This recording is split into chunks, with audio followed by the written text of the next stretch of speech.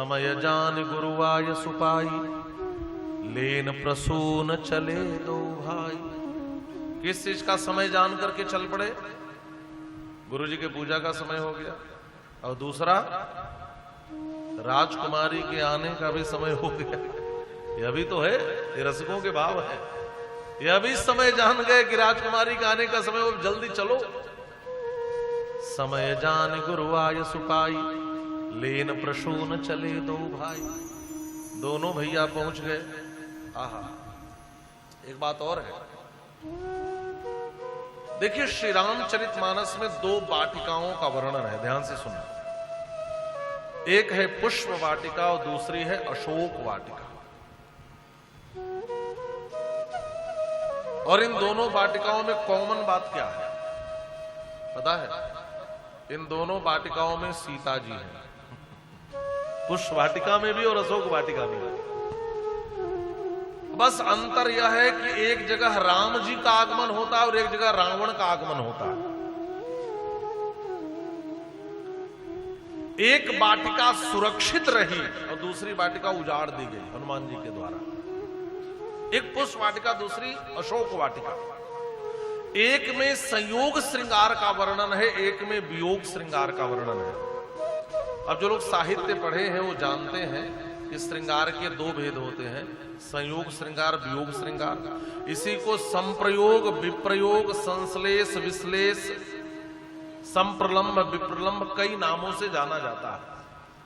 और साहित्यकार कहते हैं न बिना विप्रलंभे न संयोग पुष्टिमश्नुते। जब तक वियोग का वर्णन नहीं होता तब तक संयोग की पुष्टि नहीं होती। ध्यान से समझना, किसी भी काव्य में संयोग और वियोग दोनों श्रृंगार का वर्णन होता है। तो पुष्प वाटिका में श्री सीताराम जी के संयोग श्रृंगार का वर्णन है, मिलन का वर्णन है। और अशोक वाटिका में वियोग श्रृंगार का वर्णन है, माने विरह का वर्णन है। तब जाकर के श्रृंगार पुष्ट होता है। ठीक है, प्रभु श्री राम आए, लेकिन यहां पर अभी इस वाटिका के लिए वाटिका शब्द का प्रयोग न करके यहां पर गोस्वामी जी ने बाग शब्द का प्रयोग किया। मानसकार लिख रहे हैं, भूप बागे बर देखे जाए, भूप बाग बर देखे जाए, भूप बागे बर देखे जाए, भूप बाग बर देखे जाए, जहां बसंत ऋतु रही लो भाई, जहां बसंत ऋतु रही लो भाई। वाटिका न कहकर के बाग कहा, भूप बाग बर। रामजू श्रेष्ठ बाग को देखे। आप कहेंगे वाटिका या बाग, अंतर क्या है? का अंतर है। क्या अंतर है? का वाटिका स्त्रीवाची शब्द है और बाग पुरुषवाची शब्द है। गोस्वामी जी ने यह एक प्रयोग कर दिया। क्या? अच्छा बताओ, बसंत पुरुष है कि स्त्री है? स्त्री। बसंत स्त्री थोड़ी, पुरुष है। बसंत पुरुष है। ऋतुओं का राजा है कि रानी है? राजा है ना, रानी नहीं है ना, तो स्त्री कैसे हुआ? ऋतुराज बसंत कहा जाता है। ठीक है, तो ऋतुओं का राजा कौन है? बसंत, पुरुष है। और बाग क्या है? वाटिका स्त्रीवाची शब्द है और बाग पुरुषवाची। तो प्रयोग क्या किया मानसकार ने? वाटिका को बाग लिखा और बसंत को राहा नहीं रही लिखा। भूप बागबर देखिए जाई, जहां बसंत ऋतु रही लो भाई। वाटिका को पुरुष बना दिया और बसंत को स्त्री बना दिया। ये प्रयोग क्यों कर दिया? का देखो, वाटिकाओं को बसंत प्रिय होता है, इसलिए वाटिकाएं बसंत में खिलती हैं, नवल श्रृंगार करती हैं। अच्छा, ये बसंत ऋतु ही चल रहा है, अभी बसंत ऋतु ही चल रहा है ना। अरे बसंत के 2 महीने होते हैं, चैत्र और वैशाख, मधु और माधव मास, ये बसंत ऋतु है। इसी में आम्र में मंजरियां आती हैं, आम्र में टिकोरे आते हैं, जिस पेड़ के पत्ते झड़ जाते उसमें नए नए पत्ते आते हैं, पूरा वातावरण सुरभित और सुगंधित सुंदर हो जाता है। किसके आने से? बसंत के। तो बसंत है पुरुष और वाटिका थी स्त्री। तो होता क्या, यदि वाटिका स्त्री रहती तो स्त्री पुरुष पर मोहित हो जाती, वाटिकाएं बसंत पर मोहित हो जाती। तो गोस्वामी जी ने कहा कि कोई बाहर से आए और यहाँ की स्त्री उस पर मोहित हो जाए, यह ठीक नहीं है। बाहर से आने वाला यहाँ पर मोहित हो जाए, यह ज्यादा उचित है। तो बस बाहर से आने वाले बसंत को ऋतु स्त्री कहा और वाटिका को बाग बना दिया। जहां बसंत ऋतु रही लो भाई। इसका मतलब एक और है, यह श्री सीताराम जी का प्रथम मिलन है। इसको पूर्व राग का प्रसंग कहते हैं। पूर्व राग माने आप समझते हैं, विवाह के पहले, विवाह होने के पहले जहां प्रेम हो उसको पूर्व राग कहते हैं, और विवाह होने के बाद जहां प्रेम हो उसको उत्तर राग कहते हैं। वाल्मीकि रामायण में उत्तर राग का वर्णन है और श्री रामचरितमानस में श्री सीताराम जी के पूर्व राग का वर्णन है। ये पूर्व राग का प्रसंग है। अब एक बड़ा प्रश्न हो सकता है कि विवाह के पहले प्रेम होना जरूरी है कि विवाह के बाद प्रेम होना जरूरी है? प्रेमिका को पत्नी बनाना उचित है कि पत्नी को प्रेमिका बनाना उचित है?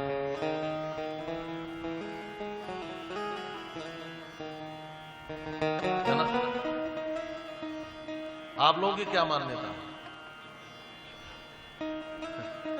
वो बाद में समझा जाएगा। लेकिन देखिए,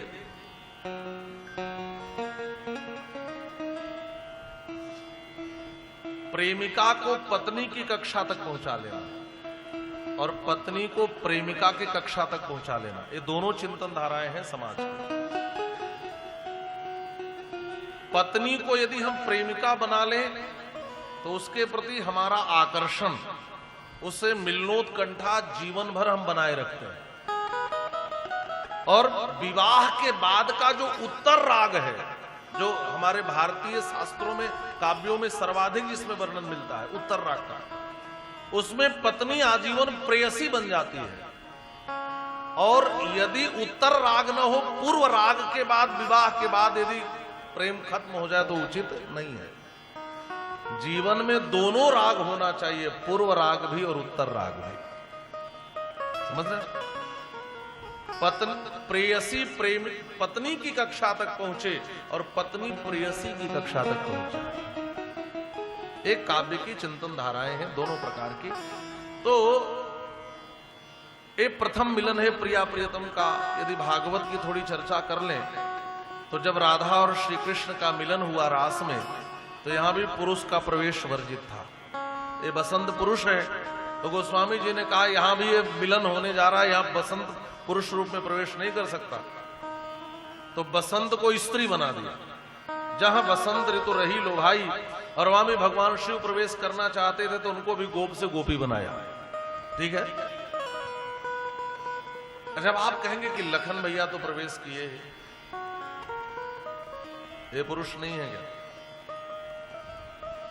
तो इस पर थोड़ा गहराई से विचार करेंगे तो लखन भैया भगवान के बिस्तर हैं, शैया है, शेष है जिस पर भगवान सोते हैं। और संत और भगवान बिना आसन के नहीं चलते, दोनों अपना आसन लिए चलते हैं। संत भी आसन लेकर चलते हैं। हाँ? संतों को अपना आसन तो लेके ही चलना चाहिए। और भगवान भी बिना शेष के नहीं चलते कहीं भी। जो भी अवतार लेते हैं, लखन भैया जरूर आदि शेष आते हैं। कृष्णावतार में बलराम के रूप में, रामावतार में लक्ष्मण के रूप में, ये रहते ही है महाराज भगवान के साथ में। बिस्तर जो है वह प्रिया प्रीतम के मिलन में बाधक नहीं होता। ये बड़ा गंभीर भाव है रस में, वो बाधक नहीं होता। तो लखन भैया का प्रवेश है और किसी का यहां प्रवेश नहीं है। प्रभु श्री राम इस बाग के पास आए, लागे विटप मनोहर नाना, बरण बरण बल बेरी बिताना।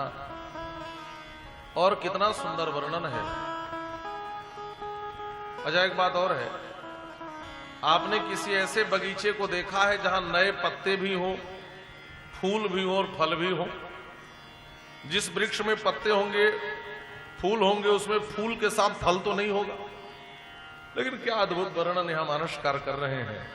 नए पत्ते भी हैं, पुष्प भी हैं और इस वाटिका में फल भी हैं। मानसकार लिख रहे हैं, नव पल्लव फल फूल सुहाए, नव पल्लव फल सुमन सुहाए, नव पल्लव फल सुमन सुहाए, नव पल्लव फल सुमन सुहाए। निज संपत्ति गुण निज संपत्ति सुर रूख ल जाए, नव पल्लव फल सुमन सुहाए, नव पल्लव फल सुमन सुहाए। जात के कोकिल कीर चकोरा, जात के कोकिल कीर चकोरा, कुजत बिहग नट कल मोरा, कुजत बिहग नट कल मोरा, नव पल्लव फल सुमन सुहाए, नव पल्लव फल सुमन सुहाए। नव पल्लव फल सुमन सुहाए। अच्छा, एक बात और है, पहले फल आता है कि पहले फूल आते हैं? पहले फूल आते हैं। नव पल्लव माने पत्ते, फिर क्या होना चाहिए? फूल, तब फल। और गोस्वामी जी क्या लिख रहे हैं? नव पल्लव फल तब सुमन। किसी ने पूछा, बाबा उल्टा क्यों कर दिया? एक ऐसा भाग है जहां पल्लव के बाद फूल फिर फल होना चाहिए।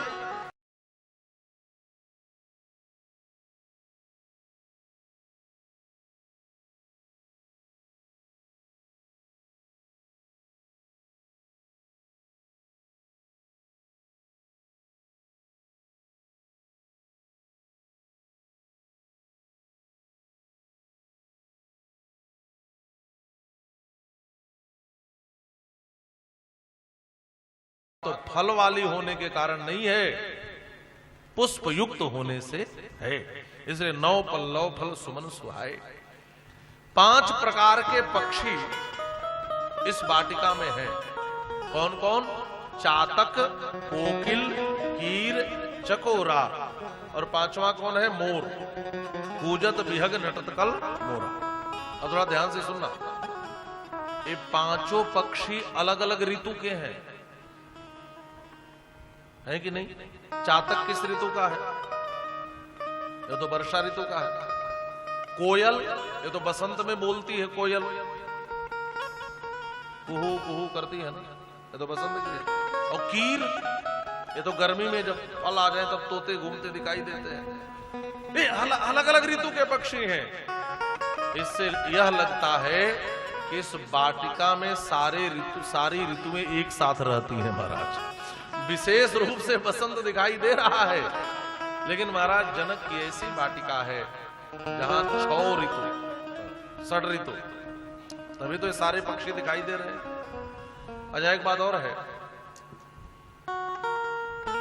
ये 4 पक्षी जब राम जी आए तो केवल बोल रहे हैं, कूजत बिहग, लेकिन नटत कल मोरा। ये जो 5वां पक्षी मोर है, नाचने लगा भगवान को देखकर। ये मोर कौन है? ये 4 पक्षी तो 4 प्रकार के भक्त हैं, जो गीता में वर्णन है। आर्तो, जिज्ञासु, अर्थार्थी, ज्ञानी च पुरुषर्षभ। आर्त, जिज्ञासु, अर्थार्थी और ज्ञानी। चातक, कोकिल, कीर, चकोरा, ये 4 प्रकार के पक्षी हैं। आप समझ रहे हैं कि नहीं? ये मानो 4 प्रकार के भक्त ही पक्षी बनकर के यहां पर बोल रहे हैं। ये श्री सीताराम जी के मिलन को देखने के लिए ये भक्त ही पक्षी बने हुए हैं। बात समझ में आ रही है? अब आ गई। अच्छा, चातक कौन बना है? चातक कौन है? चातक तुलसीदास। गोस्वामी जी मानो चातक की तरह है, लिखते हैं ना, एक आस विश्वास। चातक तुलसीदास जी हैं। और कोयल कौन है? वंदे वाल्मीकि कोकिलम। महर्षि वाल्मीकि कोयल है। कीर कौन है? कलौ कीरेण भासितम।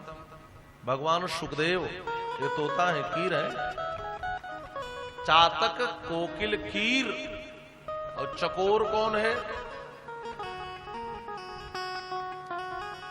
चकोर श्री वेदव्यास जी महाराज है। चकोर इव चिन्वंती, ये चकोर है। और मोर कौन है? काय देवर्षि नारद है, ये प्रेमी भक्त है। ये हर प्रकार के रस वाले ज्ञानी भी आए हैं, प्रेमी भी आए हैं, आर्त भी आए हैं, जिज्ञासु भी आए हैं, अर्थार्थी भी आए हैं। ये पांचों प्रकार के भक्त 5 प्रकार के पक्षी बनकर के इस वाटिका में आए हैं श्री सीताराम जी के मिलन को देखने के लिए। अच्छा, बिना पक्षी बने भक्ति नहीं हो सकती। ये वाटिका किसकी है? सीता जी की। सीता जी कौन है? भक्ति स्वरूपा। और भक्ति की वाटिका में आना हो तो पक्षी तो बनना पड़ेगा। अच्छा, पक्षी किसे कहते हैं? जो पक्ष लेता हो। अच्छा, आपने 2 शब्द सुना होगा। यदि लोकसभा, राज्यसभा, विधानसभा की कार्यवाही देखते होंगे तो एक पक्षी, एक विपक्षी। अब आप समझ गए? जो पक्ष में होता है उसको पक्षी, और जो विपक्ष में होता है उसको विपक्षी।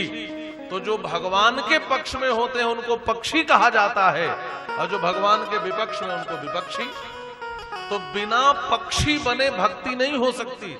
बिना भगवान के पक्ष में खड़े हुए भक्ति हो सकती है क्या? अजब आनंद की बात यह है कि जितनी कथाएं हो रही हैं सब पक्षी ही तो कह रहे हैं। श्री रामचरितमानस की कथा काग भुसुंडी जी, कौआ पक्षी। वाल्मीकि रामायण की कथा कोयल पक्षी। श्रीमद् भागवत की कथा तोता पक्षी। पक्षी माने जो पक्ष धारण करे। और जब तक हम श्री रघुनाथ के पक्ष में खड़े नहीं होंगे, यदुनाथ के पक्ष में खड़े नहीं होंगे, भगवान के पक्ष में खड़े नहीं होंगे, तब तक हम पक्षी हो ही नहीं सकते। और बिना पक्षी बने भक्ति हो ही नहीं सकती है। पहले हमें पक्षी बनना पड़ता है। और यदि हम पक्षी बन जाएं तो हमारे पक्ष को भगवान धारण करते हैं। भगवान निष्पक्ष नहीं है, भगवान भी पक्षपाती है। लेकिन भगवान पक्षी के पक्ष को धारण करते हैं, विपक्षी के पक्ष को धारण नहीं करते, जो पक्ष में होता है। अच्छा, पक्षी तो 5 हैं यहां पे, लेकिन राम जी ने किसके पंख को धारण किया पता है? अरे कन्हैया जिसके पंख को धारण करते हैं, रघुरैया भी उसी के पंख को धारण करते हैं। मोर, नाचते हुए मोर के पंख गिर गए हैं यहां पर। और लखन भैया इन मोर पंख को उठाकर मोर पंख सिर सोहत नीके, गुच्छ बीच बीच कुसुम कली के। राम जी का श्रृंगार किया है पुष्प वाटिका में लखन भैया ने। तो क्या किया? बढ़िया, राम जी जो कलियां हैं सब राम जी के बालों में सजाए और मोर पंख को मस्तक पे सजाया है। भगवान मोर पंख को धारण करते हैं। किस मोर के पंख को कहा? जो भक्ति की वाटिका का मोर बने। अथवा भगवान जो प्रेमी होता है उसके पक्ष को धारण करते हैं। और प्रेमी कौन है? कहा जो नाचने लगे महाराज, वही तो प्रेमी है। हर जगह भक्त होते हैं। कथाओं में भी आप देखिए, जो ज्ञानी होते चुपचाप बैठे रहते हैं, अर्थार्थी। लेकिन जो प्रेमी होते वो नाचने लगते हैं। और जो नाचने वाले मोर हैं उनके पक्ष को तो भगवान धारण करते हैं महाराज, सिरोधार्य करते हैं। ठाकुर जी धारण कर लेते हैं।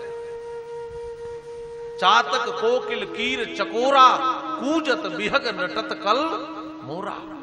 अभी तो बाहर से शोभा देख रहे हैं हम लोग, अभी तो भीतर भी चलना है। अच्छा, राम जी चारों तरफ देखने लगे। क्या देख रहे हैं? गोस्वामी जी लिख रहे हैं, 34 चितई पूछ हिमालयगण। राम जी चारों तरफ देख रहे हैं कि कोई माली नहीं दिखाई दे रहा है। कोई माली दिखे तो मर्यादा तो यही है, किसी के भी बगीचे में, वाटिका में जाओ तो वहां के माली से पूछ करके ही वाटिका में प्रवेश करो।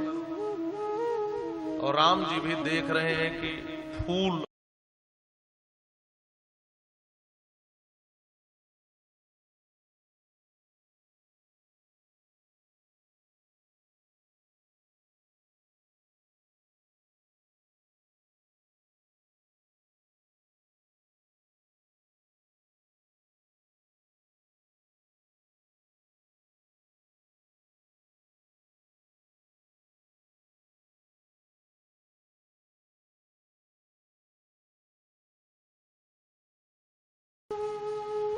ये मर्यादा पुरुषोत्तम की कथा है। तो राम जी देखने लगे कोई माली को, तब तक माली जी दिखाई दिए। राम जी पास में आ गए और माली से राम जी ने निवेदन किया, मैं इस वाटिका में जाकर के और गुरु जी की पूजा के हेतु तुलसी दल और पुष्प का चयन करना चाहता हूं। बड़े अच्छे संत हुए, उनकी बड़ी प्यारी रचना है स्वामी श्री राजेश्वरानंद सरस्वती जी। उस माली ने कहा, प्रभु प्रभु हम आपको इस बगिया में नहीं जाने देंगे। माली ने अनुरोध किया, कैसे? आइए 2-3 पंक्तियों में यह भाव देखते हैं, बड़ा सुंदर भाव। बगिया बिच जाने न दे हो, राम जी बिनती सुनो। बगिया बिच जाने न दे हो, राम जी बिनती सुनो। दल फूल तोरे हम लए हैं, राम जी बिनती सुनो। दल फूल तोरे हम लए हैं, राम जी बिनती सुनो। बगिया बिच जाने न दे, राम जी बिनती सुनो। माली ने कहा, प्रभु हम आपको बाग के भीतर नहीं जाने देंगे। आपको पुष्प और तुलसी चाहिए तो आप यहीं खड़े रहिए, मैं अभी तोड़कर खिला देता हूं। राम जी ने कहा, माली जी हम गुरु जी की सेवा दूसरे को नहीं दे सकते, हम अपने हाथ से गुरु जी की सेवा करते हैं। देखिए, सेवा के लिए कभी सहायक मत रखिए। ठाकुर जी की सेवा करनी हो, गुरु जी की सेवा करनी हो तो अपने हाथों से करनी चाहिए। राम जी कहते हैं, नहीं नहीं, हम गुरु जी की सेवा अपने हाथों से करते हैं, इसलिए भैया हमें भीतर जाने दो, हम अपने हाथों से तोड़ेंगे। माली ने कहा, प्रभु आपको भीतर जाने देने में समस्या है। राम जी ने पूछा, कौन सी समस्या है? कहा, प्रभु आपके चरण देखने में बड़े कोमल कोमल लग रहे हैं। आप भीतर जाओगे तो आपके कोमल चरण लहूलुहान हो जाएंगे। लखन भैया धीरे से बोल पड़े, क्यों भैया? महाराज श्री जनक के वाटिका की साफ सफाई नहीं होती? आप कैसे माली हो? क्या रास्ते पर कांटे बिछे हैं जो राघव भैया के पांव में चुभ जाएंगे, कंकड़े जो चुभ जाएंगे? माली ने कहा, नहीं छोटे राजकुमार, कांटे और कंकड़ चुभने का बिल्कुल डर नहीं है। मैं माली हूं, पूरी सफाई करके रखता हूं। तब डर किस बात का है? का इनके चरण इतने कोमल हैं कि हमें लगता है फूल की पंखुड़ियां ही चुभ जाएंगी, इतने कोमल हैं, इसलिए हम नहीं जाने देंगे। कोमल चरण कमल बिनु पनहि, कोमल चरण कमल बिनु पनहि। कोमल चरण कमल बिनु पनहि, कोमल चरण कमल बिनु पनहि। पंखुड़ी चरण गड़ जय हैं,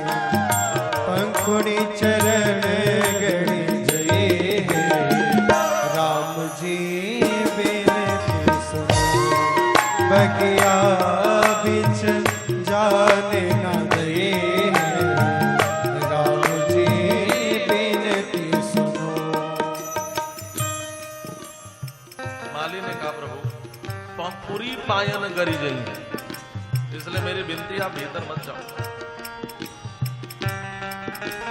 राम जी ने कहा भैया यदि गुरु जी की सेवा में कष्ट भी हो जाए तो हम सहने वाले हैं, हम रघुवंशी राजकुमार हैं, और गुरु जी की सेवा में यदि कष्ट हो भी जाए तो हमें डर नहीं है, इसलिए हमें जाने दो हमारी समस्या है।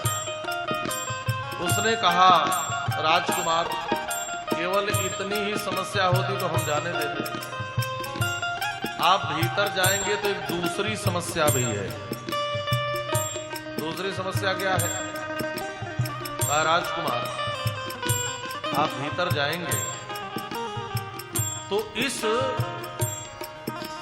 वाटिका के मध्य में सरोवर है और उसमें कमल खिलते हैं और कमल पे भौरे मंडराते रहते हैं, लेकिन आप जब इस वाटिका के भीतर जाओगे तो सारे भौरे उस सरोवर के कमल को छोड़कर आपके मुख पर रहने लगेंगे। राम जी ने कहा क्यों? तो कमल छोड़कर इधर क्यों आएंगे? कहा इस वाटिका में रहने वाले भौरों ने एक नाल में एक कमल खिलते देखा है, लेकिन इतने कमल एक नाल में खिलते आज तक उन लोगों ने कभी नहीं देखा। क्यों? आपका मुख भी कमल, आपका हाथ भी कमल, आपके नेत्र भी कमल, नवकंज लोचन कंज मुख कर कंज पद कंज आरुणम, आपके नेत्र भी कमल की तरह, आपके मुख भी कमल की तरह, आपके हाथ भी कमल की तरह, आपके चरण भी कमल की तरह, कमल में कमल, कमल में कमल, कमल में कमल, इतने कमल में कमल आज तक भौरे देखे ही नहीं होंगे, और आपको देखेंगे तो उस कमल को छोड़कर आपके ऊपर मड़रा जाएंगे, और कहीं आपके मुख कमल पर मड़रा गए आपका मुख कमल क्षत विक्षत हो जाएगा, इसलिए हम आपको भीतर नहीं जाने देंगे। तजी तजी सुमन मधुप मतवारे, तजी तजी सुमन मधुप मतवारे, तजी तजी सुमन मधुप मतवारे, तजी तजी सुमन मधुप मतवारे, मुख पंकज पर मड़ रहे हैं, मुख पंकज पर मड़ रहे हैं, राम जी बिनती सुनो, बगिया बिच जाने न गए हैं, राम जी बिनती सुनो। उस माली ने कहा प्रभु तजी तजी सुमन मधुप मतवारे, मुख पंकज पर मड़ रही है, उस कमल को छोड़कर आपके मुख कमल पर मड़रा गए तो आपके मुख का क्या होगा, इसलिए हम आपको जाने नहीं देंगे। राम जी ने कहा देखो भैया ये समस्या मेरी है, चाहे हमारा पांव छिद जाए चाहे मुख छिद जाए, इससे आप चिंतित मत होइए, और गुरु जी की सेवा में सब हो भी जाए तो ये होना भी चाहिए, सेवा में कष्ट हो जाए तो ये हमारी समस्या, हमें जाने दीजिए, आपकी तो कोई समस्या नहीं है। तो माली ने कहा प्रभु मेरी भी समस्या है। राम जी ने पूछा भैया आपकी क्या समस्या है? कहा समस्या यह है प्रभु कि हमने आपके विषय में एक बात सुनी है। क्या सुना है?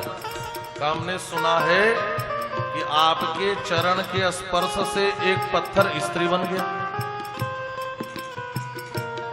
आपके चरण के चमत्कार से एक पत्थर स्त्री में परिणत होकर के उड़ गया। महाराज और कहीं आप अपने हाथों से इस वाटिका के फूल और तुलसी को छू लें और वो सब भी कोई पुरुष स्त्री बनकर उड़ गए तो हमारा क्या होगा? कल से मैं मालिक इस वाटिका का रहूंगा, इसलिए समस्या हमारी है। आप जैसे व्यक्ति को तो हम बिल्कुल भीतर नहीं जाने देंगे। सरसों पर चरण छुअत उड़ी गई शिला प्रभु, चरण छुअत उड़ी गई शिला प्रभु, चरण छुअत उड़ी गई शिला प्रभु, चरण छुअत उड़ी गई शिला प्रभु, कर छुअत बिटप उड़ी गए हैं, कर छुअत बिटप उड़ी गए हैं। राम जी बेटी सुनो, बगिया बीच जाने न गए हैं, राम जी बेटी सुनो। माली ने कहा प्रभु चरण छुअत उड़ी गई शिला प्रभु, कर छुअत बिटप उड़ी गई है। हाथ से छू के कहीं पेड़ उड़ गए तो ये तो हमारी समस्या है। और महाराज आप भीतर गए, राम जी ने एक बात और कही। राम जी ने एक पेड़ को छू कर दिखाया, कहा देखो कहां उड़ा। विश्वास करो भैया कुछ होने वाला नहीं है, जाने दो। उसने कहा प्रभु ठीक है पेड़ छूने से नहीं उड़ा, लेकिन पत्थर आप जाओगे तो पुष्प उतारने से पहले सरोवर में हाथ पांव तो धोलोगे ही, और जो सरोवर की सीढ़ियां है वो तो पत्थर की हैं। कहीं वो स्त्री बन गई फिर क्या होगा? प्रभु हम जाने नहीं देंगे। तो राम जी ने धीरे से कहा भैया केवल समस्या ही समस्या बताते हो, कोई समाधान भी है? हमारे मनोज जी मुस्कुरा रहे हैं। इनका भी नाम लोगों ने स्वामी समस्यानाथ रख दिया है। ये भी एक नई समस्या के साथ मिलते हैं। खैर बोलिए श्री राघव सरकार की जय। तो राम जी ने कहा भैया आप केवल समस्या बता रहे हो, कोई समाधान भी है? समाधान बताओ। उस माली ने कहा प्रभु एक समाधान है, यदि आपको स्वीकार हो तो। कौन सा समाधान है? कहा यदि आप मिथिला की राजकुमारी, मिथिलेश दुलारी, सुनैना कुमारी, राजकिशोरी, यदि श्री सीता जी की जय बोल दो तब आपको प्रवेश मिल सकता है। क्यों? क्योंकि जो राजकुमारी की जय बोल देता है उसके भीतर के चमत्कार खत्म हो जाते हैं। फिर आप चाहे जो भी छूओगे कुछ नहीं होगा, उनकी जय बोल देने से सारी समस्याएं खत्म हो जाती हैं। इसलिए जय बोलोगे तो भीतर जाने लगता। जब बोलोगे सिया जो की जय, जब बोलोगे सिया जी की, जब बोलोगे सिया जो की जय, जब बोलोगे सिया जो की जय, तब प्रभु प्रवेशन परे हैं, तब प्रभु प्रवेशन परे हैं। राम जी बेनती सुनो, बगिया बिच जाने गए हैं।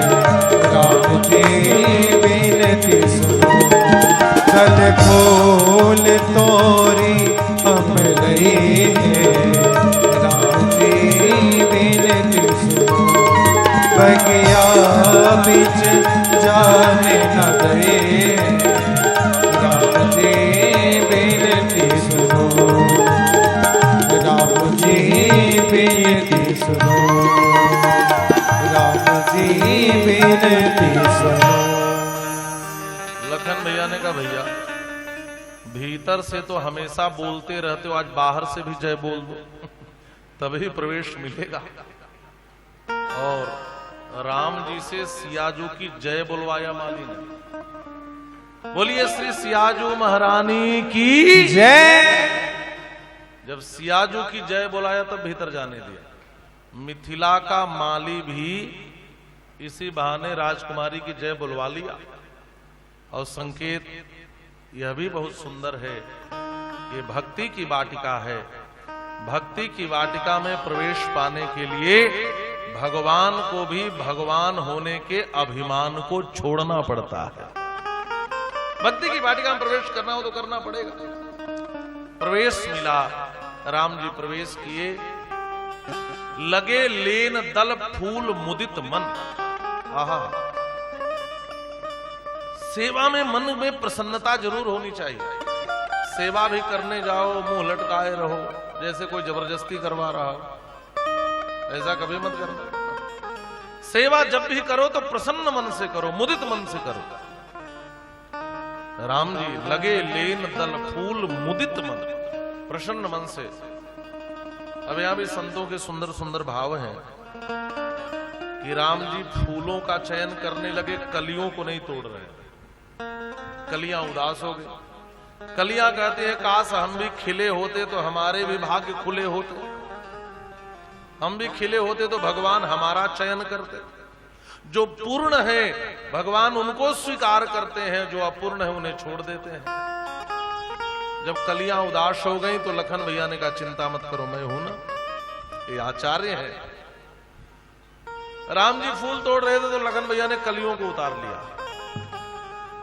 फूल तो राम जी के हाथ में ही रह गए, लेकिन लखन भैया ने उन कलियों को राम जी के बालों में सजा दिया। गुच्छ बीच बीच कुसुम कली के। तात्पर्य क्या है? लखन भैया आचार्य हैं, संत हैं। संत कहते हैं चिंता मत करो, जो पूर्ण है उनको भगवान स्वीकार कर लेंगे, लेकिन तुम अपूर्ण भी हो, अधखिले भी हो, तो चिंता मत करो। जो आचार्य होते हैं ना, वो अपूर्ण को भी परमात्मा तक पहुंचाते हैं महाराज। अपूर्ण को, अधखिले लोगों को। श्री सियाजू आई। अच्छा, साथ में ऐसी वैसी सखियां नहीं है, ये चंचल सखियां नहीं है। संग सखी सब सुभग सयानी, गावहि गीत मनोहर।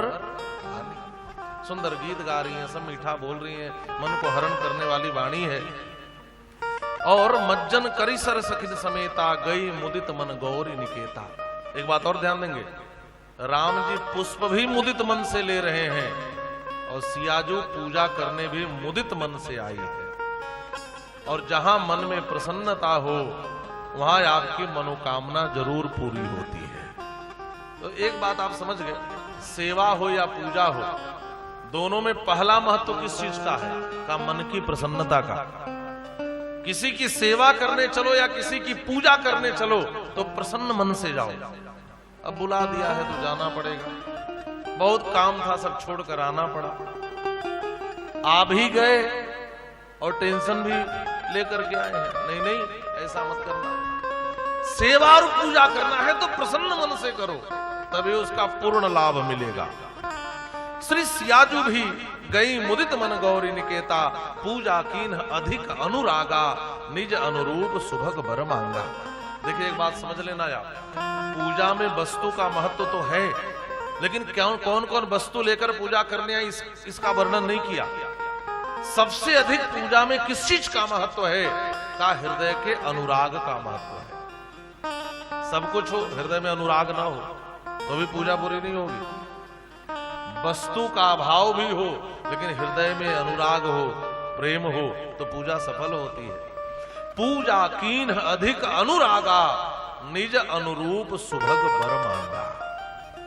उसी समय सियाजू की एक सखी थी, वो पूजा छोड़ करके वाटिका घूमने चली गई। एक सखी सिय संग बिहाई, गई रही देखन फुलवाई, और ते ही दो बंधु बिलो के हुजाई, प्रेम विवश सीता पही आई। अच्छा, एक सखी पूजा छोड़ करके घूमने गई और उसको भगवान के ही दर्शन हो गए। आपके मन में प्रश्न उठता होगा कि पूजा करने से भगवान मिलते हैं कि पूजा छोड़कर घूमने से भगवान मिलते हैं? कैसे मिलते हैं? ये सखी तो घूमने गई, इसको भगवान मिले। एक सखी सिय संग बिहाई, सीता जी का साथ छोड़कर यहाँ ये पूजन कर रही है, सखियां यहाँ बैठी और ये दूसरी ओर निकल गई। देखिए, ये दोनों पक्ष हैं भगवत प्राप्ति के। एक है साधना का पक्ष, एक है कृपा का पक्ष। जो जहां पूजा करने से परमात्मा मिलते हैं साधना पक्ष है, और जहां भगवान स्वयं मिल जाते हैं कृपा पक्ष है महाराज, कृपा पक्ष।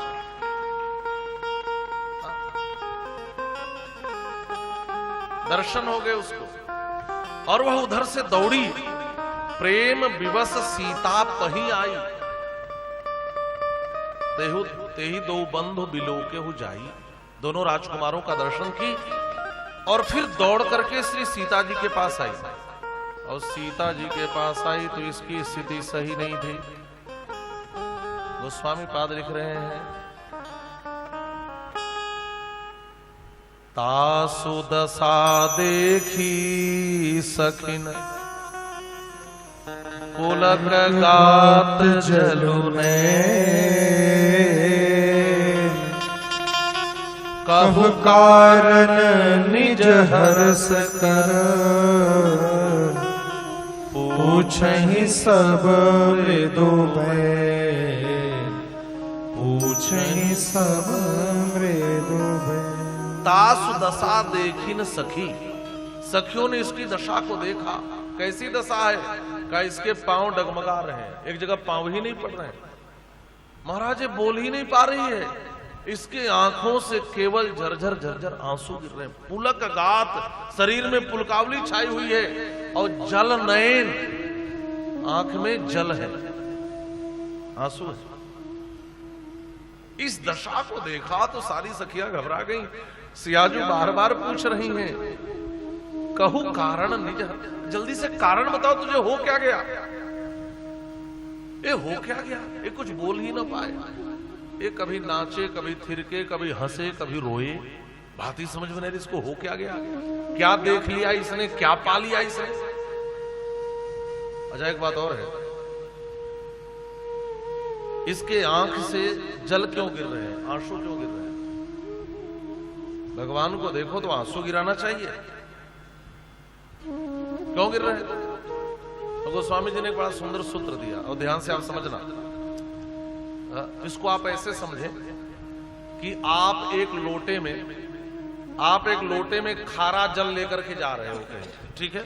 खारा जल आपके लोटे में भरा हो, और आपको अकस्मात कहीं से अमृत मिल जाए, और आपको अपने लोटे में अमृत को भरना हो, तो आप क्या करोगे?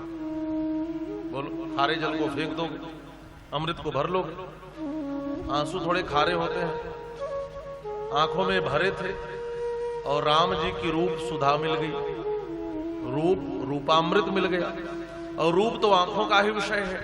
तो इस सखी ने कहा, जब तक इस खारे आंसुओं को निकालूंगी नहीं, तब तक रघुनाथ के रूपामृत को भरूंगी कैसे? गोस्वामी तुलसीदास जी कहते हैं, सांवरे रूप सुधा भरिबे को, नयन कमल कल कलश रतौरी। ए नयन रूपी कलश को खाली कर रही है, ताकि राम जी के रूप सुधा को भर सके, इसलिए पुलक गात जलु नयन। सखियों ने पूछा, सखी क्या हुआ? इसने कहा, सखी क्या बताऊं, देखन बाग कुंवर दुई आए, बै किशोर सब भांति सुहाए, श्याम गौर किमि कहो बखानी, गिरा अनयन नयन बिनु बानी। मैंने आज उनको देख लिया। अरे किनको देखा? कहा बता नहीं पाऊंगी। क्यों नहीं बता पाओगी? कहा जिसने देखा है उसमें बोलने की क्षमता नहीं है, और जिसमें बोलने की क्षमता है उसने देखा नहीं है। अच्छा आंख बोलती है क्या? आंख तो नहीं बोलती, देख लेती है, बता नहीं सकती। और वाणी में बोलने की क्षमता है, तो वाणी को आंख नहीं है। तो गिरा अनयन, गिरा माने वाणी को नेत्र नहीं है, अनयन है, और नयन बिनु बानी, आंख के पास वाणी नहीं है। तुम उनकी श्यामलता और उनकी गौरता का मैं विवेचन कैसे करूं? श्याम गौर की भी कहो बखानी, गिरा अनयन नयन बिनु बानी। और सखी मैं उनको देखकर उन पर निछावर हो गई। अयोध्या के एक संत की बड़ी प्यारी रचना है, क्या? दो पंक्तियों में गुनगुना। मैं तो राघव जो से नैना लड़ाई आई रे, मैं तो राघव जो से नैना लड़ाई आई रे, मैं तो राघव जो से नैना लड़ाई आई रे, लड़ाई आई रे, हाँ लड़ाई आई रे, लड़ाई आई रे, लड़ाई आई रे, मैं तो राघव जोश नैना, लड़ाई आई रे, मैं तो राघव जोश नैना, लड़ाई आई रे, मैं तो राघव जोश नैना।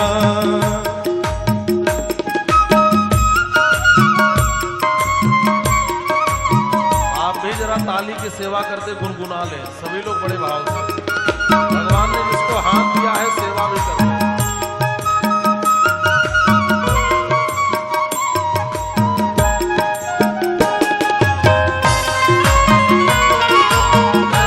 बड़े भाव से।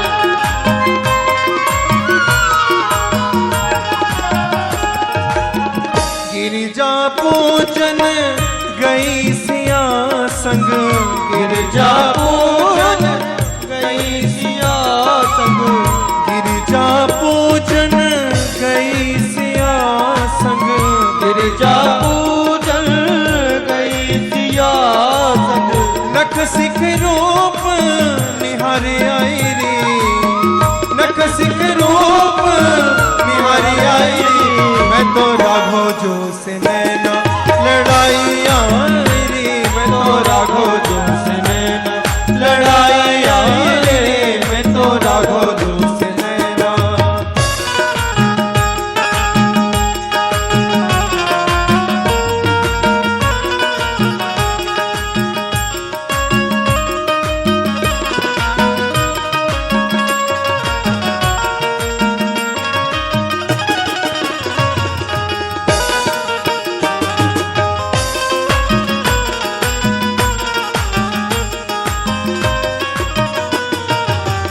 बड़े बड़े नैना राजकुंवर के, बड़े बड़े नैना राजकुंवर के, राजकुंवर के, हम राजकुंवर के, राजकुंवर के, हाँ राजकुंवर के, ओ बड़े बड़े नैना राजकुंवर के, बड़े बड़े नैना हाँ राजकुंवर के, कजरारी रेख समय आई रे, कजरारी रेख समय आई रे, मैं तो राघव जोश नैना, लड़ाई आई रे, मैं तो राघव जोश नैना, लड़ाई आई रे, लड़ाई आई रे, हाँ लड़ाई आई रे, लड़ाई आई रे, हाँ लड़ाई आई रे, मैं तो राघव जोश नैना, लड़ाई आई रे, मैं तो राघव जोश नैना।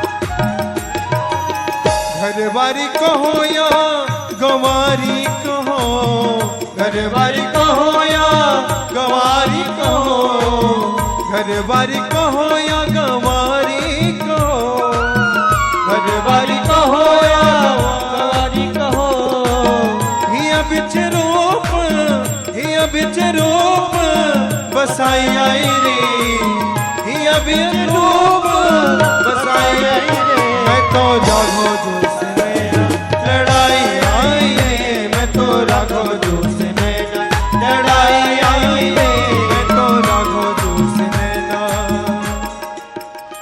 उस सखी ने कहा, सखी मैं तो राघव जोश नैना, लड़ाई आई है, मैं तो उनको देख कर के आई। ऐसा न करो, बिगड़ गई आवाज, पहले की तरह करो। ऐसा लग रहा है जैसे कुएं से आवाज आ रही है, पहले सही सेटिंग। तो श्री राम पहले की तरह करो। हाँ, कुएं, जैसे कुएं में बोल रहे हो ऐसे आवाज। तो उस सखी ने कहा, मैं तो राघव जी से नैना लड़ाई आई। तो राजकुमारी ने धीरे से डांटा, तुमने सब मर्यादा छोड़ दी, राजकुमार का दर्शन करके आ रही हो? लाज कहां गई तुम्हारी? मर्यादा कहां गई? तो उसने कहा कि मैंने सब कमला जी में बहा दिया। कमला नदी बहती है ना मिथिला में, मैंने सब उसमें बहा दिया और मैं तो बस पागल हो गई उनकी।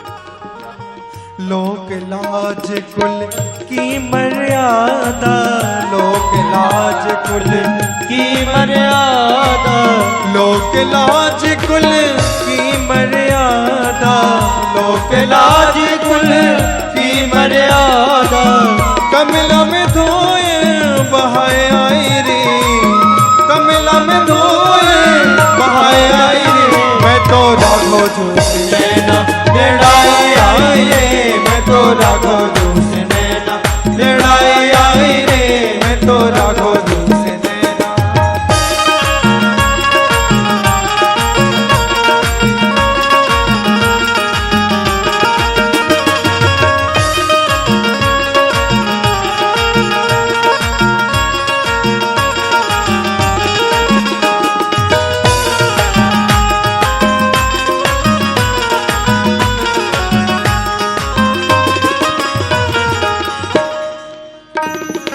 सिया अली रघु नाथ छवि पर, सिया अली रघु नाथ छवि पर, सिया अली रघु नाथ छवि पर, सिया अली रघुनाथ छवि पर, बिन दम मोल बिकाई आई रे, बिन दम मोले बिकाई आई रे, मैं तो राघो जोशी नैना लड़ाई आई रे, मैं तो राघो जोशी नैना लड़ाई आई रे, मैं तो राघो जोशी नैना लड़ाई आई रे, हाँ लड़ाई आई रे, लड़ाई आई रे, हाँ लड़ाई आई रे, ओ मैं तो राघो जोशी नैना लड़ाई आई रे, मैं तो राघो जोशी नैना लड़ाई आई रे, मैं तो राघो जोशी नैना, ओ मैं तो राघो जोशी नैना, मैं तो राघो जोशी नैना। श्याम गौर किमि कहो बखानी, गिरा अनयन नयन बिनु बानी। मैं उनका बखान नहीं कर सकती, लेकिन इतना जरूर कहूंगी कि वर्णत छवि जहतः सब लोगो, अवश्य देखिए देखन जोगो। सखी एक बात कहूं, यदि कोई देखने योग्य है तो मुझे लगता है तीनों लोकों में राजकुमार ही है। आज तक मैंने ऐसा रूप देखा ही नहीं, और मैं तो कहती हूं एक बार देख लो, एक बार देख लो। सीता जी के हृदय में इस सखी ने उत्कंठा जगाई। और सच कहूं, कुछ लोगों ने इसको आचार्य माना। ये सीता जी के हृदय में जो आचार्य होते हैं ना, भगवान के प्रति उत्कंठा जगाते हैं। तो मानो इसने समझाया, उनकी श्यामता, उनकी गौरता का वर्णन नहीं कर सकती, एक बार देख लो, अवश्य देखिए देखन जोगो। सिया जी के हृदय में उत्कंठा जगी, और जैसे सिया जी सोचती हैं कि देखना चाहिए, जब पूरे मिथिला में उनके रूप सौंदर्य की चर्चा है तो मुझे एक बार उनको देख लेना चाहिए। एक कदम बढ़ाई, इधर राजकुमार श्री रामचंद्र है, लेकिन एक कदम बढ़ा के फिर पीछे खींच ले। सखियों ने पूछा, राजकुमारी क्या हुआ? श्री सियाजू ने कहा, सखियों सुनो, मैया क्या कहेंगी कि भेजी थी पूजा के लिए और तू बगिया में घूम के राजकुमार को देखने गई थी, पता तो चल ही जाएगा मैया को, तो मां से डांट पड़ेगी, इसलिए जाना ठीक नहीं है। उस सखी ने कहा, सखी अब मेरी बात ध्यान से सुनो, माताएं उसको देखने के लिए कभी नहीं डांटती जो संत महात्माओं के साथ आते हैं। ये महात्मा के साथ आए हैं, और जो महात्मा के साथ आते हैं वो अच्छे होते हैं, इसलिए मैया कभी नहीं डांटेंगी, मुझे पता है, इसलिए उनका दर्शन कर लो, उनको देख लो। मानस कार्य यहां पर लिख रहे हैं,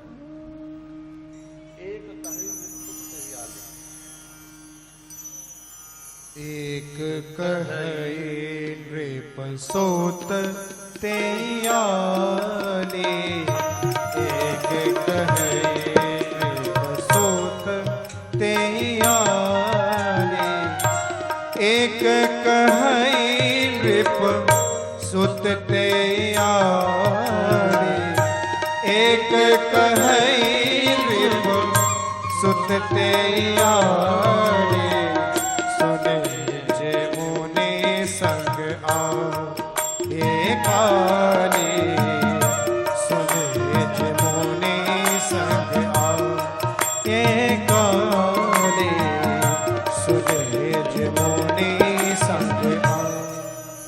एक कहे नृपसुत तेहि आली, अनेरी सखी आली माने वो राजकुमार भले हैं लेकिन मुनि के साथ आए हैं, महात्मा के साथ आए हैं। इसलिए जो लोग महात्मा के साथ आते हैं उनके पास जाने के लिए, उनको देखने के लिए माताएं डांटा नहीं करती। इसलिए ये भरोसा रखो कि मैया तो नहीं डांटेंगे। सियाजू ने कहा चलो, फिर कदम बढ़ाई, फिर खींच ली, कहा मैया नहीं डांटेंगे लेकिन पिताजी को पता चलेगा तो क्या कहेंगे कि मेरी राजकुमारी बिटिया उस राजकुमार को देखने गई थी। दूसरी सखी ने कहा नहीं सखी, पिताजी कुछ नहीं कहेंगे। राजकुमारी सियाजू ने पूछा क्यों? कहा तुम्हें पता नहीं है क्या कल क्या हुआ? क्या हुआ सखी? कहा तुम्हारे पिताजी बदल गए, पहले वाले विदेह नहीं रहे, अब दूसरे विदेह हो गए। कैसे? का इन्हीं को देखा तो भी बदल गए। मूरत मधुर मनोहर देखी, भयऊ विदेह विदेह विसेखी, ये दूसरे विदेह हो गए, या तो कल ही उनके रूप चमत्कार में खो गए। अब वो कुछ कह नहीं सकते क्योंकि वो स्वयं इनकी सुंदरता के कायल हो गए हैं। अब वो पहले वाले पिताजी नहीं रहे, वो दूसरे हो गए। भयऊ विदेह विदेह विसेखी। तो सियाजू ने कहा ठीक है चलो देखते हैं। फिर कदम बढ़ाया, फिर खींच लिया। सियाजू ने कहा ठीक है सखियों, मैया कुछ नहीं कहेंगी, पिताजी कुछ नहीं कहेंगे, लेकिन जमाना दुनिया के लोग थोड़ी छोड़ेंगे। वो तो तुरंत कहेंगे कि राजकुमारी राजकुमार को देखने गई थी, बात फैल जाएगी तुरंत। सखियों ने कहा कि अब मिथिला के लोग कुछ कहने की स्थिति में ही नहीं है। कहा क्यों? कल पता है राजकुमार ने क्या किया? वो जानबूझ करके मिथिला में घूम रहे थे। सियाजू ने पूछा किस लिए घूम रहे थे सखी? कहा वो अपने रूप की मोहिनी से सबको बस में करने के लिए घूम रहे थे, और अपनी रूप की मोहिनी फैला करके उस मनमोहन ने सबको अपने बस में कर लिया है, और मिथिला के लोग उन्हीं के बस में हो गए। इसलिए अब कोई किसी को कहने की स्थिति में नहीं है। जिन्ह निज रूप मोहनी डारी, जिन्ह निज रूप मोहनी डारी, सबस नगर नर नारी, सबस नगर नर नारी। जिन्ह निज रूप मोहिनी डारी, कीन्हे स्वबस नगर नर नारी। वह सबको अपने वश में कर लिए हैं, इसलिए नगर के नर नारी कुछ कहने की स्थिति में नहीं है। इसलिए सखी देख लो। सियाजू ने कहा ठीक है। चली अग्र करी प्रिय सखी सोई। उसी सखी को आगे करके सियाजू चली, लेकिन गोस्वामी जी कहते हैं प्रीति पुरातन लखई न कोई। ये पुरानी प्रीति है, ये पुरानी प्रीति। और का सुमिर सी नारद बचन उपजी प्रीति पुनीत। अब थोड़ी गंभीरता से यहां समझेंगे। गोस्वामी जी ने दोनों प्रकार के प्रेम का वर्णन किया। एक बार कहा कि यह प्रीति पुरातन है, और फिर कहा उपजी प्रीति पुनीत, नवीन प्रीति प्रकट हो गई। अच्छा, नवीनता और प्राचीनता दोनों का वर्णन क्यों किया? अब प्रश्न उठता है कि यदि पुरातन प्रीति कह देते, नवीन नहीं कहते तो समस्या क्या होती? का जो पुराना प्रेम होता है ना, उसमें उतना उत्साह नहीं होता जितना नए प्रेम में होता। तो ठीक है, केवल नवीन प्रेम कहते। कहा जो नया नया प्रेम होता है उसमें विश्वास नहीं होता, पुराने प्रीति में विश्वास होता है। और नई प्रीति में उत्साह होता है। और सिया जी को विश्वास भी है और उत्साह भी है। उपजी प्रीति पुनीति चकत विलोकित सकल दिशी जनु शिशु मृगी शबीत। और जब प्रेम नया प्रकट हुआ तो इधर उधर उधर उधर देखने लगी। इधर राजकुमार थे, उधर उधर बढ़ी और सिया जो के 3 अंगों के आभूषण मुखरित हो गए। अब 2 मिनट में इस प्रसंग को पूरा कर रहा हूं। मानसकार यहां पर वर्णन कर रहे हैं। कंकन किंकिन नूपुर धुनि सुनि। कंकन किंकिन नूपुर धुनि। कहत लखन सुनि राम हृदय गुनि। कहत लखन सन राम हृदय गुनि। मानहु मदन दुंदुभि देहि। मानहु मदन दुंदुभि देहि। मन सावेश विजय कह केरे। मन सावेश विजय कह केरे। कंकण किंकिण नूपुर धुनि सुनि कहत लखन सन राम हृदय गुण। जब सियाजो राम जी की ओर चली तो 3 अंगों के आभूषण बजे। कंगन जो हाथ में पहनते हैं, किंकिणी जो कमर में पहनते हैं और नूपुर जो पांव में पहनते हैं। अच्छा मैं आपसे पूछूं, आप किसी की ओर कदम बढ़ाइए, पांव बढ़ाइए, तो पहले किसकी ध्वनि होनी चाहिए, नूपुर की कि कंगन की? नूपुर बजना चाहिए। तो जब सियाजो राम जी की ओर चली तो गोस्वामी जी पहले नूपुर नहीं पहले कंगन लिखते हैं। इसका मतलब क्या है?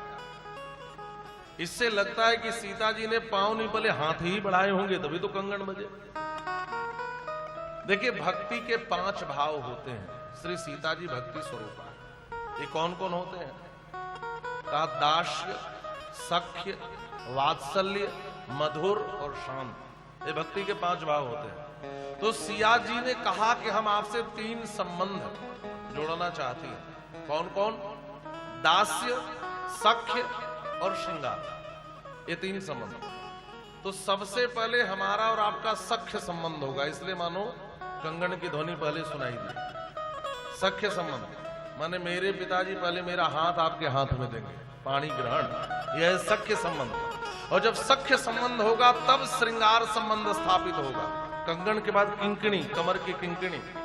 और फिर मैं आपके जन्म जन्मांतर के लिए चरणों की दासी बन जाऊंगी। तो मानो कंगन बजकर सख्य संबंध के लिए आमंत्रित किया, किंकिणी बजकर श्रृंगार संबंध के लिए आहूत कर रही है, और पांव के नूपुर दास्य संबंध के लिए राम जी को आमंत्रित कर रही है। जानकी जी के 3 अंगों के आभूषण बजे। कंकण किंकिन नूपुर धुनि सुनि कहत लखन सन राम हृदय गुनि। और एक बात और आप गंभीरता समझना, जानकी जी के अंगों के आभूषण बजे तो राम जी को ऐसा लगा जैसे दुंदुभी बज रही है। अच्छा दुंदुभी कहां बजती है? हाँ महाराज, शादी विवाह में भी बजती है और युद्ध में भी दुंदुभियां बजती हैं। और रसिक आचार्य कहते हैं कि यहां पर शोभा संग्राम हुआ। क्या हुआ? शोभा संग्राम। और इस शोभा संग्राम में एक और राजकुमार है, एक और राजकुमारी, एक और राम जी, एक और सियाजू। अब इस शोभा संग्राम में निर्णय होगा कि सुंदर कौन है, राम जी की सीता जी।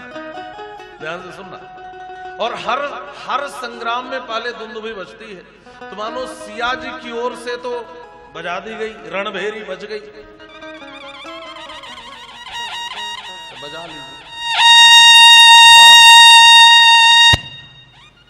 ऐसी बजी होगी? नहीं, वहां तो बहुत मधुर बजी थी। तो मानव मदन दुंदुभी दीन्ही मनसा विश्व विजय कह के, यहां मदन शब्द का प्रयोग है। देखिए ऐसे काम, क्रोध, लोभ तीनों बुरा है, तीनों को दुर्गुण मानते हैं। लेकिन क्या काम, क्रोध, लोभ सर्वथा रूप से जीवन से मिटाया जा सकता है? कठिन है। संत कहते हैं इनको अच्छी दिशा में मोड़ दो, अपने काम को भक्ति की ओर मोड़ दो, अपने क्रोध को अपने क्रोध को भविष्यवादी बना दो और अपने लोभ को भगवान को पाने में लगा दो, तो काम क्रोध लोभ की भी सार्थकता हो जाएगी। काम माने इच्छा, कामना किसकी करो? का भक्ति की। ये भक्ति के पांव के नूपुर से काम की ध्वनि का आना मतलब क्या है? हमारी कामना जो हो भक्ति को पाने की हो, ये संकेत है सूत्रात्मक। और हमारा क्रोध, अच्छा अभी ही आप समझ ले, ऐसे लोग आए तो हैं कथा ही सुनने, 2 मिनट ज्यादा ही सही। जब धनुष टूटा तो 2 क्रोधी सामने आए, एक परशुराम जी, दूसरे लखन भैया। दोनों का क्रोध सामने आया हमारा, दोनों बोल रहे हैं, लेकिन इन दोनों क्रोधियों में एक अंतर है। परशुराम जी का क्रोध भूतवादी है और लखन भैया का क्रोध भविष्यवादी है। क्रोध भी अच्छा है, लेकिन बीती बातों पर किया गया क्रोध बेकार है। मैं हमेशा कहता हूं कि आप मोबाइल आपके हाथ से गिरकर टूट जाए और आप खूब क्रोध करिए, उसका स्क्रीन जुड़ जाएगा। हाथ से जो चीज छूटकर गिर जाए, जो नुकसान हो जाए, आप लाख क्रोध करिए, वो जुड़ेगा क्या? और टूटे हुए धनुष पर इतना क्रोध करते हैं। लखन भैया ने यही तो कहा, महाराज आप लाख चिल्लाओगे वो जुड़ने वाला तो है नहीं, या तो उपाय करो, कारीगर बुला के जुड़वा लो, यदि इतनी पीड़ा हो तो। हम भी अक्सर क्या करते हैं, हम बीती बातों को लेकर ज्यादा टेंशन में रहते हैं। ये सूत्र है जीवन का। जो बीती बातों को लेकर क्रोध करता रहे वो परेशान। एक महात्मा के साथ एक भंडारी रहता था। उसने भोजन अच्छा बनाया तो भी महात्मा खुश नहीं हुए। महात्मा दुखी हो गए कि जब इतना अच्छा बना सकते हो तो कल तुमने खराब क्यों बनाया था? हाँ, जब अच्छा आपके साथ भी ऐसा होता होगा। अच्छा भोजन आप बना करके परोसो, उस पर खुश होना चाहिए कि नहीं? और कोई यह कहे कि जब इतना अच्छा बना लेती हो तो कल वाला खराब क्यों बनाया था? ये बात तो ठीक नहीं है। बीती बातों पर क्रोध मत करो, निरर्थक होगा वह। हाँ, क्रोध करना है तो भविष्यवादी बनाओ, हमसे भविष्य में गलतियां ना हो। हमसे आगे कोई गलती ना हो, उस पर क्रोध करो ना, उसके लिए सजग रहो, उसके लिए सचेत रहो, तो आपका क्रोध भी सार्थक हो जाए। अथवा आप मान लो पूजा करने बैठो और कोई कुत्ता दौड़ करके सामान उठाने को, आप क्रोध करके भगाओगे कि नहीं? यह क्रोध भी सार्थक है। और लोभ किसका हो?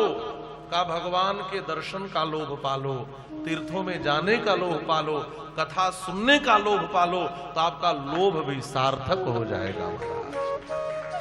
काम क्रोध लोभ को भी अच्छी दिशा दे दो तो काम क्रोध लोभ भी सार्थक हो जाएगा। काम आया तो पुष्पवाटिका में, लेकिन भक्ति के चरणों का आश्रय लेकर। और राम जी ने काम को स्वीकार किया। एक ऐसी कामना है का भक्ति को पाने की कामना है। मानव मदन दुंदुभि दीनी मनसा विश्व विजय कह कीन्ही। अच्छा, इतना कहकर राम जी मुड़े, अस कही फिर चितये ही ओरा, सिय मुख शशि भय नयन चकोरा। आहा, सीता जी का मुख चंद्रमा की तरह, और राम जी चकोर होकर के लगे एकटक देखने। मिथिला के संत कहते हैं, देखो तो इस शोभा संग्राम में जीत कौन रहा है? सीता जी का मुख चंद्रमा हो गया, राम जी चकोर हो गए, लगे निहारने, लगे देखने। अच्छा, राम जी की कविता फूट पड़ी महाराज। देख सी ये शोभा सुख पावा, हृदय सराहत बचन न आवा। किसी की सुंदरता देखकर बोलती बंद हो जाए तो यही स्थिति होती है। बचन न आवा का मतलब, रसिक संत कहते राम जी की बोलती ही बंद हो गई। बाप रे, कोई इतना सुंदर कैसे हो सकता है?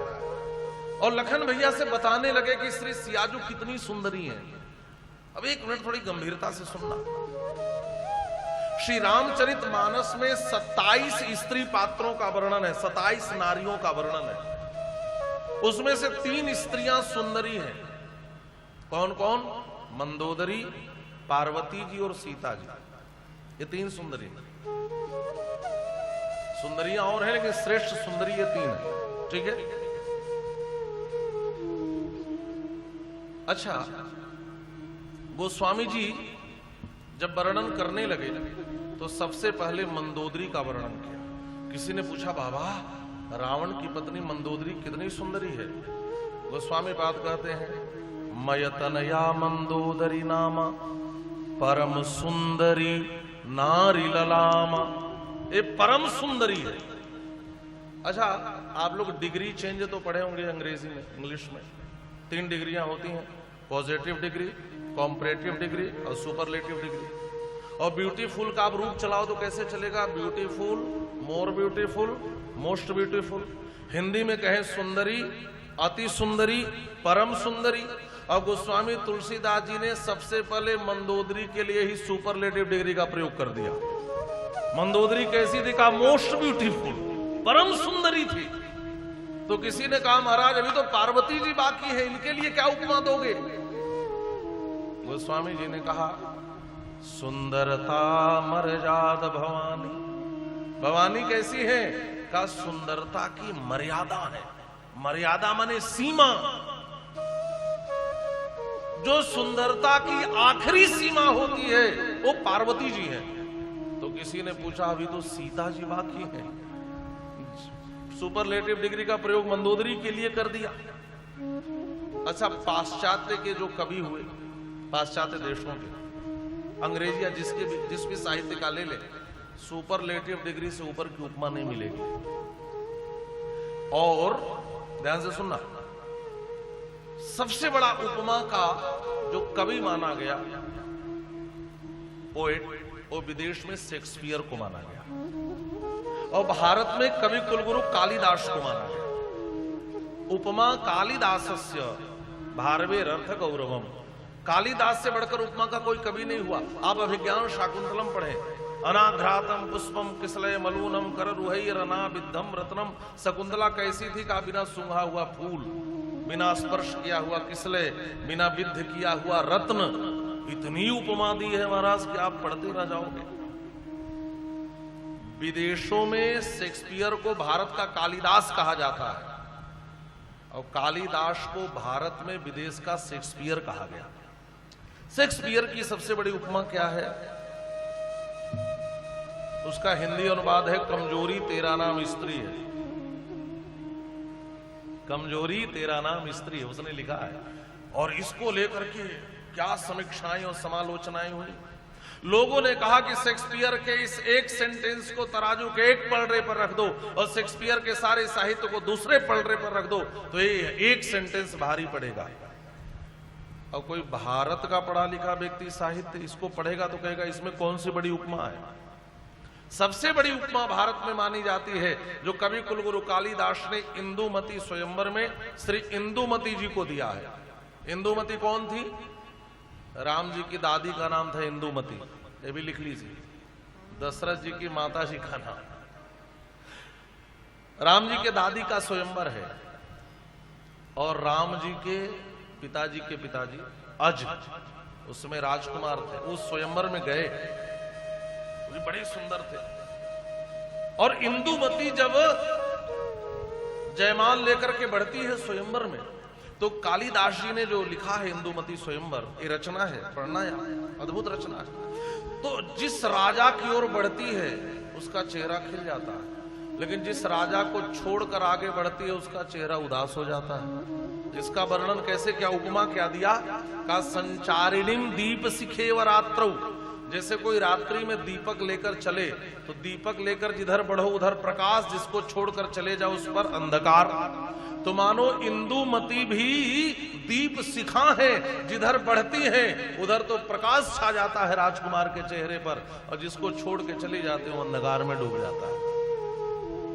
और दीप शिखा का कवि कालिदास को कहा गया, सबसे बड़े उपमा कवि। लेकिन यहां का वर्णन सुनेंगे तो गोस्वामी तुलसीदास जी ने तो कालिदास को भी पीछे छोड़ दिया महाराज। शेक्सपियर आदि तो ठहर ही नहीं सकते। किसी ने पूछा कि आप कौन सी उपमा दोगे जनक राज किशोरी जनक नंदिनी जानकी को? गोस्वामी जी ने कहा दूंगा, लेकिन पहले सुन लो क्या भर्सना की है इन कवियों की। इसमें कालिदास आदि पर व्यंग ही तो है। सब उपमा कवि रहे जुठारी, कही पटतरों विदेह कुमारी। ये जितने कवि हुए, चाहे कालिदास हो, भास हो, माघ हो, भारवी हो, शेक्सपियर हो, जॉर्ज मिल्टन हो, जिसका भी आप नाम ले लो, वहां के यहाँ का और जो भी, इन सारे कवियों ने देह कुमारियों की उपमा में अपनी लेखनी को खर्च कर दिया। किसी के देह का वर्णन, किसी का इसका वर्णन, उसकी नासिका ऐसी, उसकी आंख ऐसी, उसका मस्तक ऐसा। सबने अपनी लेखनी को देह कुमारी को उपमा देने में बर्बाद किया है। लेकिन मेरे सामने कोई देह कुमारी नहीं है, यहां तो विदेह कुमारी है। विदेह कुमारी को उपमा देनी है। केही पट तरो विदेह कुमारी, विदेह कुमारी को उपमा देनी है तो कहां से कौन उपमा लाऊं। लेकिन क्या उपमा दी है महाराज, आपका हृदय आनंद से भर जाएगा। ऐसी लेखनी मानसकार की गोस्वामी जी उपमा दे रहे हैं। मानस की बड़ी प्यारी चौपाई।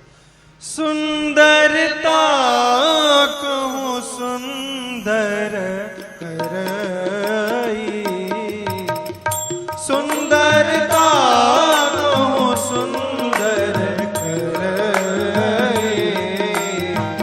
छवि गृह दीप सिखा जन करई, छवि गृह दीप सिखा जन करई। सुंदरता कह सुंदर करई, छवि गृह दीप शिखा जनु बरई। अब ध्यान से इसका अर्थ समझना। सीता जी की सुंदरता कैसी है, सीता जी कैसी सुंदरी है। गोस्वामी तुलसीदास जी लिखते हैं और राम जी से कहलवा रहे हैं। कहने वाला कोई साधारण व्यक्ति नहीं है, स्वयं श्री राम है। लखन भैया से कह रहे हैं कैसी सुंदरता है, का जो सुंदरता को भी सुंदर बना दे। अब आप सोच रहे होंगे कि सुंदरता को सुंदर करना क्या है, इसका मतलब क्या हुआ। का देखो सुंदरता में भी कई दोष होते हैं तो बहुत, मैं दो ही बताऊं क्योंकि अब आपको देखकर लग रहा है कि आप भी थक गए हैं। नहीं, हमारे रमेश जी करें थके नहीं है। तो ध्यान से सुनना, सुंदरता में भी दोष होते हैं, सिर्फ दो ही बता रहा हूं अभी। पहला दोष, जो हमें सुंदर लग रहा है वो आपको भी लग रहा हो, ये कोई जरूरी नहीं है। ये सुंदरता का दोष है हमारा, कोई जरूरी नहीं वो आपको भी सुंदर लगे। और दूसरा दोष है सांसारिक सुंदरता का, जो आज सुंदर है वो कल भी सुंदर रहेगा, ये भी कोई जरूरी नहीं है। लेकिन हमारी श्री सियाजू की सुंदरता कैसी है, का जो सुंदरता के दोषों को मिटा करके भी सुंदर बना दे। जो जिसकी सुंदरता से सुंदरता का भी दोष मिट जाए, जो सुंदरता को भी जो सुंदर बना दे, ऐसी जानकी जी की सुंदरता है। तो किसी ने कहा महाराज दीप शिखा से बड़ी उपमा तो नहीं हो सकती, तो आपकी सीता जी भी दीप शिखा नहीं है क्या। तो स्वामी जी कहते हैं मेरी सीता भी दीप शिखा है, लेकिन कालिदास वाली दीप शिखा नहीं है। कालिदास की दीप शिखा जब अंधेरे में चलती है तब प्रकाश होता है, और यह सीता जी जब पुष्प वाटिका में आई है तो दिन का समय है कि रात का, दिन का। और गोस्वामी जी कहते हैं करत प्रकाश फिरे फुलवाई, सीता जी जिधर से फुलवारी में गुजरती उधर प्रकाश हो जाता है। इसका मतलब सूर्य का प्रकाश भी सीता जी की सुंदरता के कांति से फीका पड़ जाता है। तो आप विचार करो कि शरीर से कैसी कांति, कैसी आभा निकल रही होगी सियाजू की। मेरी श्री सीता जी भी दीप शिखा है, लेकिन कालिदास वाली नहीं, जो अंधेरे में प्रकाश बिखेरे। तो का सुंदरता कह सुंदर करई, छवि गृह दीप शिखा जुन बरई। छवि गृह माने एक प्रकाश का महल हो, उसमें चारों तरफ प्रकाश हो, और सीता जी यदि उस प्रकाश महल में चले तो प्रकाश महल का प्रकाश फीका पड़ जाएगा और सीता जी की सुंदरता का प्रकाश बिखर जाएगा। ऐसी सुंदरता है। सुंदरता कह सुंदर करई, छवि गृह दीप शिखा जनु बरई। करत बत कही अनुसन मनस्य रूप लोभान मुख सरोज मकरंद छवि करई मधुप पान। इधर राम जी ने देखा, अब जरा सियाजू ने देखा उसका भी वर्णन कर ले। हमारी सियाजू ने भी राम जी को देखा, लेकिन ध्यान से समझना, सीता जी जब देखने लगी तो जह बिलोक मृग सावक नयनी जहतः बरिस कमल सित श्रेणी। अच्छा, जब कोई संग्राम होता है तो उसमें धनुष पर बाण रखकर चढ़ाया जाता है। तो शोभा संग्राम में कैसे युद्ध होता है आपको पता है? शोभा संग्राम में श्रृंगार ही अस्त्र शस्त्र होता है। और ये जो आंख की भौं की बनावट होती है ना, ये आप कभी आईने में ध्यान से देखना, है धनुष की तरह बना होता है, इसलिए इसकी उपमा धनुष से दी जाती है। तो सीता जी की भौं माने धनुष है, और अपने भौहें को तिरछा कर कर जब रघुनाथ की ओर देखी तो मानो नयनों के बाण भौहों के धनुष पर रखकर चला दिया। परिणाम क्या हुआ? जिधर सियाजू देखते उधर सफेद कमल की वर्षा हो रही है। जह बिलोक मृग सावक नयनी और जह तह बरिस कमल सित श्रेणी।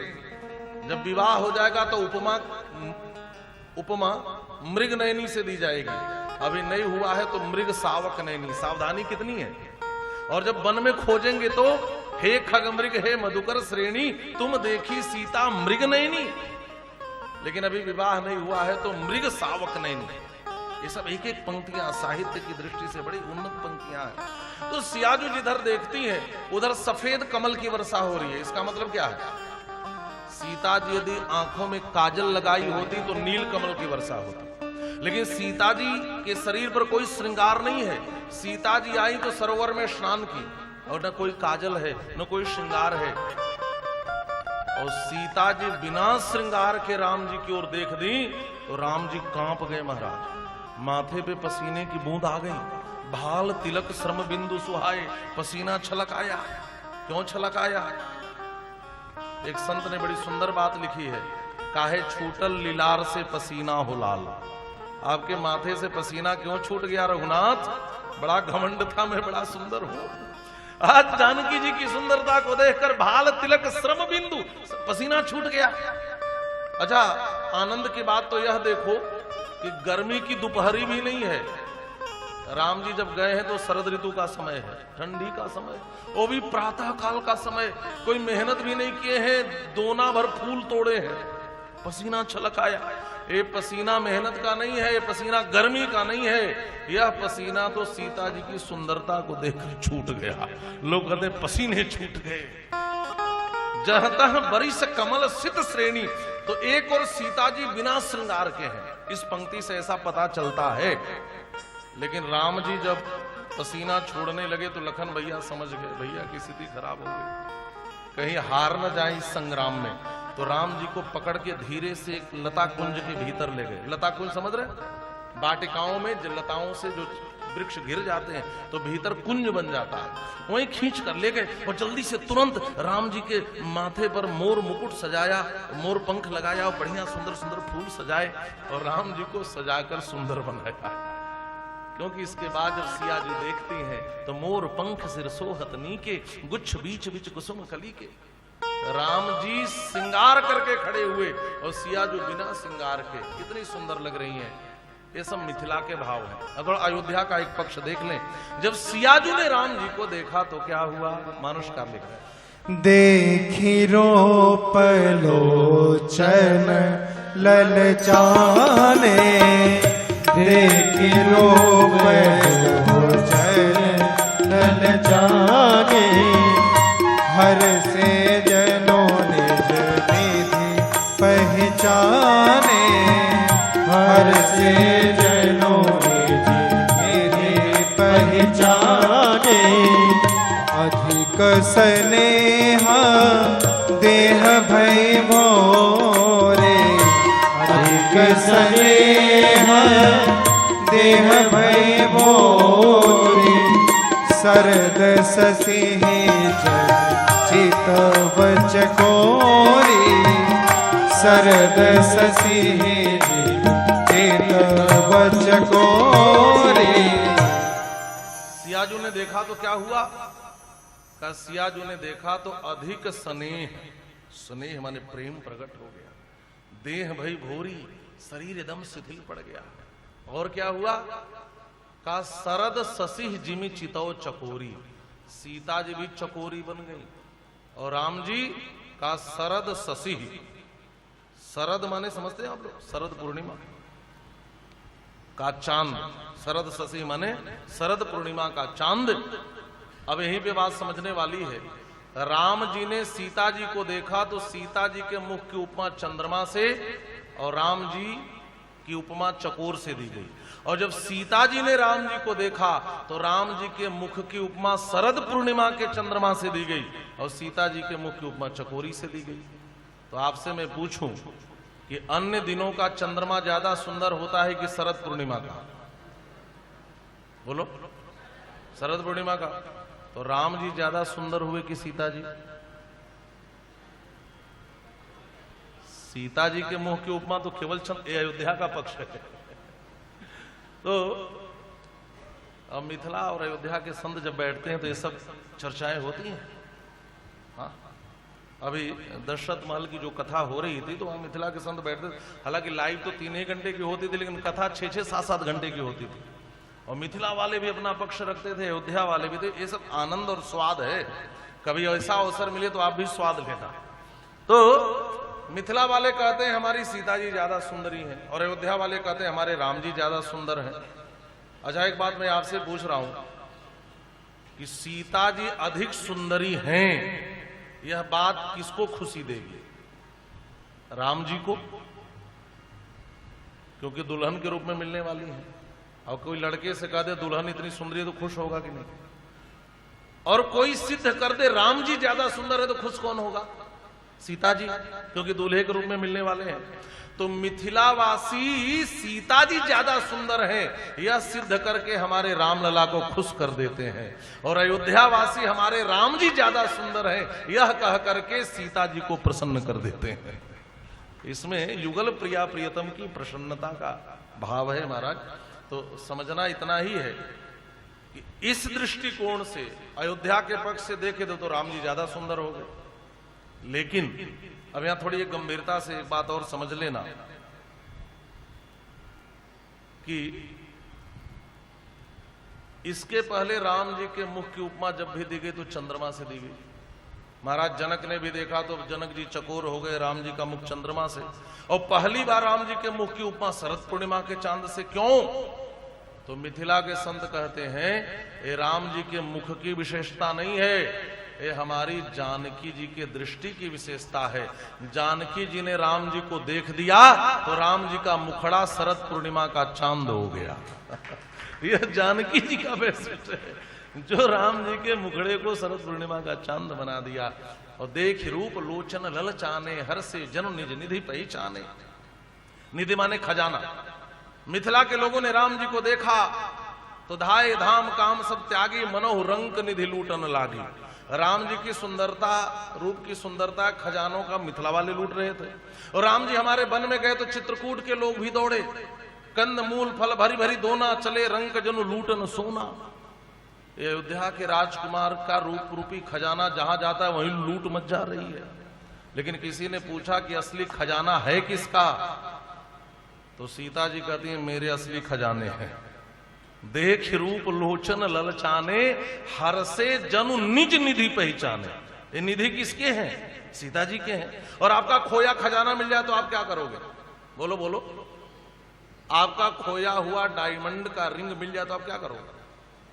अरे उसको लेकर जाओगे कमरे में, बढ़िया गोदरेज की अलमारी में, उसमें भी जो सबसे बढ़िया सेफ बना उसमें डिब्बी में मखमल में लपेट करके रखोगे। ये तो करोगे। और सीता जी को भी जब अपना खोया खजाना मिला तो सिया जी ने क्या किया? अपने आंखों से राम जी के रूप को भीतर लेकर के गई और अपने हृदय में बैठा करके और आंख के पलकों को बंद कर दिया। यही मानसकार लिख रहे हैं। लोचन मगरा मही और आनी, लोचन मगरा मही और आनी।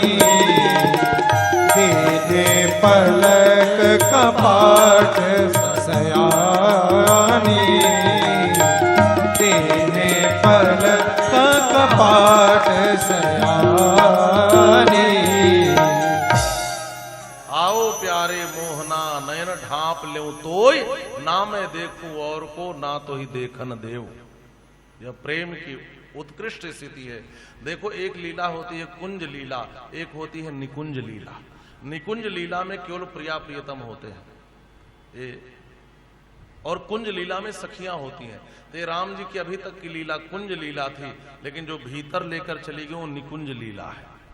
श्री राधा कृष्ण भी जहां एकांत में होते हैं वो निकुंज लीला होती है, और जहां सखियां होती हैं उसको कुंज लीला कहते हैं। किसी ने गोस्वामी पाद से पूछा कि एक बात बताओ, आगे क्या हुआ? जब सीता जी राम जी को अपने हृदय में बैठा ली, फिर आगे क्या हुआ? गोस्वामी पाद ने कहा यहाँ तो किवाड़ बंद हो गए, भीतर क्या हुआ है कोई नहीं बता सकता, और वहां प्रवेश करने का अधिकार और किसी को नहीं है। वह निकुंज लीला है।